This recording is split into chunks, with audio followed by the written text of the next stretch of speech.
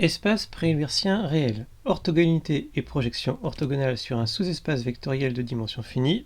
Dans toute la leçon, E va désigner un R espace vectoriel, N un entier naturel, X et Y seront des vecteurs de E. Commençons avec la structure. Une application de E croix E dans R est appelée produit scalaire si elle est binaire, symétrique et définie positive. On notera norme de X, c'est le produit scalaire de X par X. C'est la racine carrée du produit scalaire de X par X.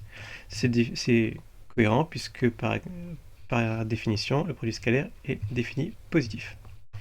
Par contre, on ne sait pas que c'est une norme, au sens mathématique du terme. On va juste utiliser la symbolique. Ça va nous permettre d'écrire les calculs bien plus vite. Il faudra qu'on montre l'inégalité triangulaire, ce qui sera fait à la fin de la leçon.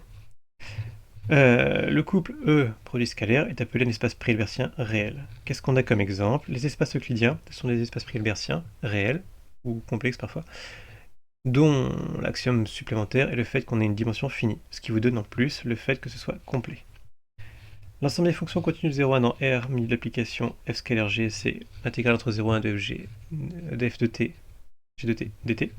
Ça aussi c'est un produit scalaire, mais du coup l'espace n'est pas de dimension finie et pas complet du tout.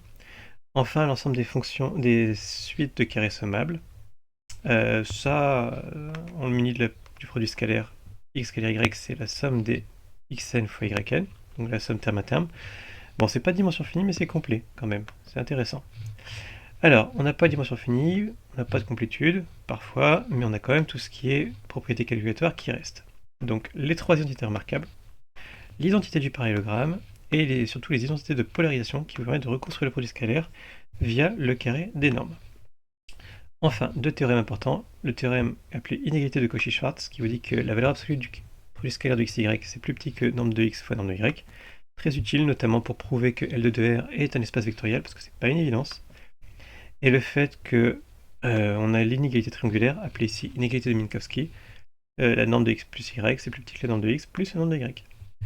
L'égalité est obtenue dans les deux théorèmes si x et y sont liés, c'est-à-dire qu'il existe lambda appartenant à R, tel que x égale lambda y ou y égale lambda x.